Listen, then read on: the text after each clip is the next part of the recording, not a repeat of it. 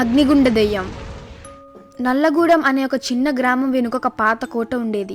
ఆ కోట గురించి ఊళ్ళో చాలా కథలు ఉండేవి. కానీ అందులో ప్రసిద్ధమైనది అగ్నిగుండ దెయ్యం కథ. సంవత్సరాల క్రితం ఒక బిల్వనామక తాంత్రికుడు ఆ కోటలో తపస్సు చేసేవాడు. కానీ అతను మాయా విద్యతో మునిగిపోయి మాంత్రిక శక్తులను దుర్వినియోగం చేశాడు. ఊరి ప్రజలు అతన్ని ఆపే ప్రయత్నం చేశారు. కానీ అతను కోపంతో ఒక శాపం ఇచ్చాడు. ఈ కోటలో అడుగు పెట్టిన వారెవ్వరూ బ్రతకలేరు. నా ఆత్మ అగ్నిగుండంలో ఎప్పటికీ ఇక్కడే ఉంటుంది. ఏళ్ల తరబడి ఆ కోటకు ఎవ్వరూ వెళ్ళలేదు. కానీ ఒక రోజు ముగ్గురు యువకులు సురేష్, రవి, గణేష్ ఆ కథలు నిజమా కాదా అని పరీక్షించడానికి కోటలోకి వెళ్లారు. రాత్రి 12 గంటలు అయ్యేసరికి కోటలో వింత శబ్దాలు వినిపించసాగాయి. గాలి అల్లాకోలంగా వీచింది. మెట్లు ఎక్కడానికి మొదలు పెట్టగానే మంటలు లేచాయి. సురేష్ గట్టిగా అరిచాడు, ఈ కోటలో ఏం జరుగుతుంది? ఇప్పుడే ఒక చీకటి ఆకారం మంటల్లోంచి బయటకు వచ్చింది. అది కనుచూపు మాపు ఎర్రటి కళ్ళతో, పొడవాటి గోళ్లతో, భయంకరమైన రూపంతో కనిపించింది. అని గర్జించింది. గణేష్ భయంతో వెనక్కి పరిగెత్తి పడిపోయాడు. రవి, సురేష్ తేరుకోగానే వారి చుట్టూ మంటలు ఏర్పడ్డాయి. వారు పారిపోవాలని చూసిన కోట ద్వారం ఒక్కసారిగా మూసుకుపోయింది. తరువాత ఊళ్ళో వాళ్ళు కోట దగ్గరకు వచ్చి చూడగా ముగ్గురు యువకుల జాడే లేకుండా పోయింది. కాని కోట ముందు ఓ కొత్త శిలాఫలకం కనిపించింది. ఆ రాతి మీద గాఢంగా రక్తంతో రాసినట్లు కనిపించింది. నాకు ఏర్పాటైన శాపం ఇక మీదట ముగిసింది. కానీ నా ఆత్మ ఎప్పటికీ ఇక్కడే ఉంటుంది. ఆ రోజు నుంచి ఎవరూ కోట దగ్గరకు వెళ్ళడానికి సాహసం చేయలేదు. ఇంకా కొందరు రాత్రిపూట అక్కడ చీకటిలో ఎర్రని కళ్ళని చూసినట్లు చెబుతుంటారు. నీతి: ఏదైనా మిస్టరీ ఉన్న చోట మన జిజ్ఞాసకు హద్దు ఉండాలి. అనవసరమైన సాహసాలు మరణాన్ని దగ్గరకు తీసుకువచ్చే అవకాశం ఉంటుంది. మంచం కింద దెయ్యం. రాత్రి 3 సమయం. ఒక పాత భవనం నిశ్శబ్దంగా ఉంది. గాలి కూడా కదలట్లేదు. కానీ లోపల ఒక చిన్న పిల్లాడు రాహుల్ తన మంచం మీద నిద్రపోతూ భయంతో వణికిపోతున్నాడు. అతను మెల్లిగా కళ్ళు మూసుకునే లోపే మంచం కింద నుంచి ఏదో శబ్దం అంటూ ఎవరో నిశ్శబ్దంగా కేక వేసినట్లు వినిపించింది. రాహుల్ గుండె ఒక్కసారిగా ఉరుక్కుపోయినట్లు అనిపించింది. అత్తమ్మ చెప్పే ఆ కథ నిజమేనా? మంచం కింద నిజంగానే దెయ్యం ఉంటుందా అని ఆలోచించసాగాడు. అతడు తన ఊపిరిని బిగబట్టి నెమ్మదిగా మంచం పక్కన వాలిపోయాడు. ఆ క్షణంలోనే ఒక కాలివేలు మెల్లగా బయటికి రావడం అతని కళ్ళ ముందు కనబడింది. నల్లగా, పొడవుగా, కీళ్లు తిరిగిపోయినట్లుగా ఉన్న వేళ్ళు. రాహుల్ కళ్ళు పెద్దవిగా మారిపోయాయి. అతని గొంతు ఆరిపోయినట్లు అనిపించింది. మళ్ళీ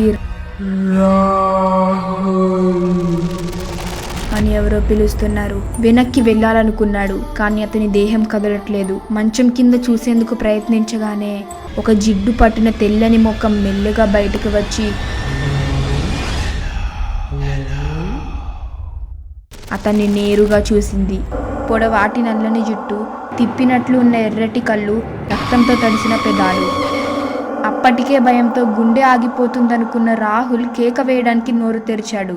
కానీ ఒక మాయ అతని గొంతు బిగుసుకుపోయింది. ఒక చల్లటి చేతివేళ్లు అతని కాళ్లను పట్టుకొని మంచం కిందకి లాగేయడం మొదలుపెట్టాయి. నన్ను వదిలేయి అని రాహుల్ అరవడం మొదలుపెట్టాడు. కానీ దెయ్యం అతన్ని పూర్తిగా మంచం కిందకి లాక్కెళ్ళిపోయింది. రాహుల్ కుటుంబం ఉదయం అతని గదిలోకి వచ్చేసరికి మంచం కింద వేలాడుతున్న రక్తంతో తడిసిన బట్టలు తప్ప ఏమీ కనిపించలేదు. అప్పటి నుండి ఆ పాత భవనం లోపల ఎవరూ ఉండట్లేదు. చాలా మంది చెప్పేదేంటంటే ఇంకెవరో వచ్చే వరకు ఆగి ఎదురు చూస్తూ రాహుల్ ఇంకా ఆ మంచం కిందే ఉన్నాడు. గమనిక: రాత్రి మీ మంచం కింద కూడా ఎవరైనా ఉన్నారో చూడడం మర్చిపోకండి. కలాపూర్ దెయ్యపు బొమ్మ. చీకటిరాజు బొమ్మను చూసిన వారంతా చెప్తూ ఉండేవారు, రాత్రుల్లో ఆ బొమ్మ కదులుతూ ఉంటుంది. దాని కళ్ళలో ఎర్రని కాంతి మెరుస్తుంది. ఎవరైనా దాన్ని చెడుగా చూశారు అంటే, లేక దాన్ని కొట్టాలని ప్రయత్నించారంటే వారి వెనుక రాత్రి ప్రేతాత్మలు నడిచేవి అని వారంతా మాట్లాడుకునేవారు. ఎందుకు వచ్చావురా? నా నిద్రను మళ్లించావు. ఇక ఈ కథలో ఏం జరిగిందో చూద్దాం రండి. ఎప్పుడో చాలా కాలం క్రితం అడవుల మధ్యలో కలాపూర్ అనే ఒక చిన్న గ్రామం ఉండేది. ఆ ఊర్లో ఒక పురాతనమైన చెక్క బొమ్మల మ్యూజియం ఉండేది. ఆ మ్యూజియంలో ఉన్న బొమ్మలు చరిత్రలోనే గొప్పవి. కానీ అందులో ఒక బొమ్మ గురించి మాత్రం ఊరంతా భయంతో మాట్లాడుకునేవారు. ఆ బొమ్మ పేరే చీకటిరాజు.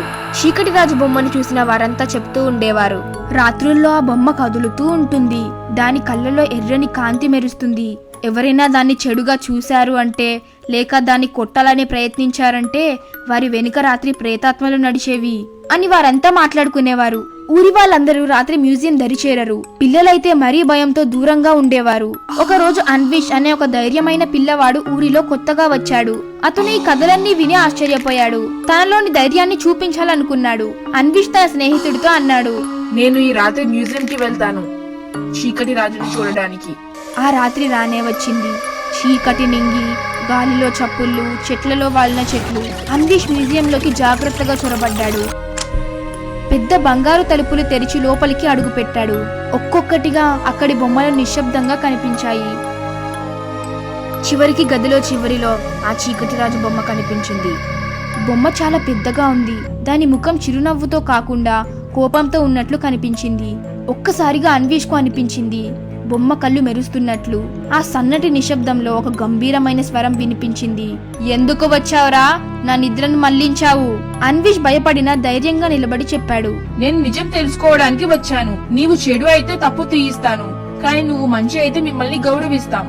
ఆ మాటలు విన్న చీకటి రాజు బొమ్మ నుంచి ఒక ప్రకాశవంతమైన వెలుగు వచ్చింది. అసలు నిజం ఏమిటంటే చీకటి రాజు ఒక బాధపడిన రాక్షసుడి ఆత్మ. ఎప్పటికీ నింద పెట్టి చెడ్డ దయ్యమని ఊరు అపార్థం చేసుకుంది. అన్వేష్ ధైర్యం, మంచితనాన్ని చూసి ఆ బొమ్మ మళ్ళీ నిద్రలోకి వెళ్లిపోయింది, శాశ్వత నిద్రలోకి. ఇక మళ్ళీ ఊరికి భయం లేదు. అప్పటి నుండి కలాపూర్ గ్రామంలో పిల్లలు ధైర్యంగా మ్యూజియంకి వెళ్లి చీకటి రాజు బొమ్మకు పూలు పెట్టి గౌరవించేవారు. నీతి: భయం అనేది అపార్థం వల్ల వస్తుంది. ధైర్యం, మంచితనంతో అసలు నిజం బయట పెట్టొచ్చు. చిన్నారి రాజు మరియు రాక్షసుడు. కొండ మీద ఒక మాయా రాక్షసుడు ఉండేవాడు. ఆ రాక్షసుడు ప్రతి పౌర్ణమి రోజు గ్రామానికి వచ్చి ధాన్యాన్ని, పండ్లను అపహరించేవాడు. అందరూ భయపడి ఇంట్లో దాక్కునేవారు. నా దగ్గర ఒక ఆలోచన ఉంది, నేను ప్రయత్నిస్తాను. ఇక ఈ కథలో ఏం జరిగిందో చూద్దాం రండి. ఒకప్పుడు ఒక కొండల నడుమ ఒక చిన్న గ్రామం ఉండేది. ఆ గ్రామం పచ్చని పొలాలతో ఎంతో అందంగా ఉండేది. కానీ ఆ గ్రామానికి ఒక పెద్ద సమస్య ఉంది. కొండ మీద ఒక మాయా రాక్షసుడు ఉండేవాడు. ఆ రాక్షసుడు ప్రతి పౌర్ణమి రోజు గ్రామానికి వచ్చి ధాన్యాన్ని, పండ్లను అపహరించేవాడు. అందరూ భయపడి ఇంట్లో దాక్కునేవారు. వారు ఎవరూ ధైర్యంగా ఎదుర్కొనలేకపోయారు. గ్రామ పెద్దలు ఎన్నోసార్లు ప్రయత్నించారు, కానీ ఆ రాక్షసుడు మాయలు వేసి వారిని మోసం చేసేవాడు. ఈ ఊర్లోనే ఒక చిన్న పిల్లవాడు ఉండేవాడు. అతని పేరు రాజు. రాజు వయసు తక్కువ అయినా బుద్ధిలో మాత్రం పెద్దవాడిలా ఉండేవాడు. ఒక రోజు గ్రామంలో మీటింగ్ జరిగింది. అందరూ మాట్లాడుకుంటున్నారు. ఈ సమస్యకు పరిష్కారం ఏంటి? ఎవరైనా ఆ రాక్షసుడిని ఓడించగలరా? అప్పుడు రాజు ముందుకు వచ్చి అన్నాడు, నా దగ్గర ఒక ఆలోచన ఉంది, నేను ప్రయత్నిస్తాను. అందరూ ఆశ్చర్యపోయారు. ఈ చిన్నవాడేంటి అని అందరూ అతన్ని తక్కువ అంచనా వేశారు. కానీ రాజు నిశ్చయంగా వెళ్ళాడు. మొదట అతను ఒక భారీ కప్పు బెల్లం మిశ్రమాన్ని తయారు చేశాడు.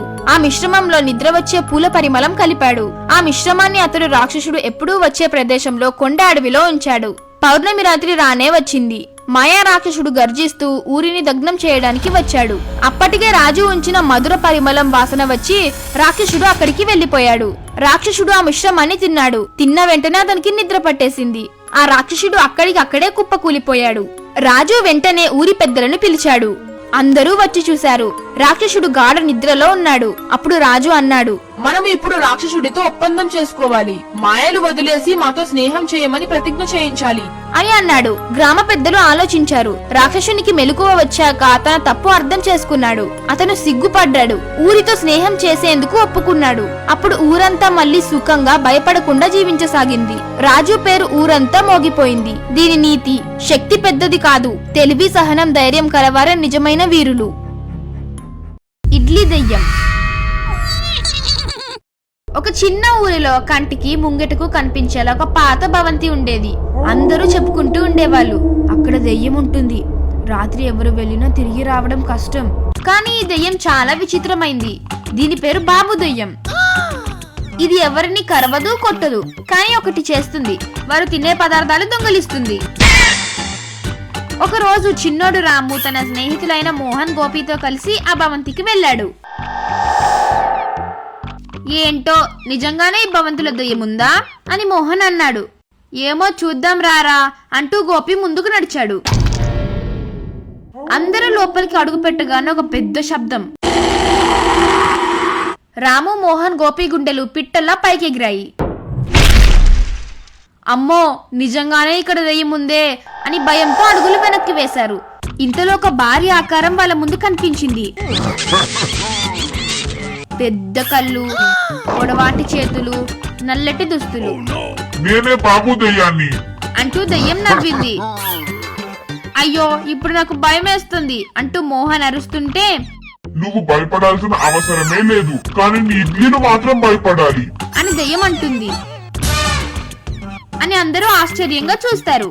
చూసేసరికి మోహన్ చేతిలో ఉన్న ప్లేట్లో నుండి ఇడ్లీలు మాయమైపోయాయి. నేను ఇడ్లీ దొంగ దెయ్యం, నాకు ఇడ్లీలంటే భలే ఇష్టం. ఏంటి, ఇడ్లీలు తినే దెయ్యమా? అవును, ఎవరు నన్ను చూసి భయపడితే వాళ్ళ ఇడ్లీలు మాయమైపోతాయి. ఇంతలో గోపి ఒక ట్రిక్ వేశాడు. ఒక పని చేద్దామా, నీకు భయపడకుండా ఉండగలిగితే నువ్వు మాకు మా ఇడ్లీలు తిరిగిస్తావా అని అడిగాడు. సరే, ప్రయత్నించండి అని దెయ్యం సాఫీగా చెప్పింది. రాము, మోహన్, గోపి ముగ్గురు ఒక్కసారిగా దెయ్యం భయపడు అని దెయ్యం మీద దూకారు. బాబు దెయ్యం ఒక్కసారిగా షాక్. అమ్మో, నాకు భయం వేస్తుంది, మీరు నన్నే భయపెట్టేస్తున్నారు అని పెద్దగా అరిచి తినేసిన ఇడ్లీ తిరిగి ఇచ్చేసింది. ఆ తర్వాత నుండి బాబు దెయ్యం భయపెట్టే దెయ్యం కాదు, భయపడే దెయ్యం అయిపోయింది. ఇక ప్రతిరోజు పిల్లలు ఆ ఇంటికి వెళ్లి దెయ్యాన్ని నవ్విస్తూ ఇడ్లీ తినిపించే పని మొదలు పెట్టారు. ఊళ్ళో వాళ్ళందరికీ దెయ్యం అంటే భయం తగ్గిపోయింది, కానీ ఇడ్లీలకు మాత్రం తగ్గలేదు. మీ ఇంట్లోనే ఇడ్లీలు మాయమవుతున్నాయా?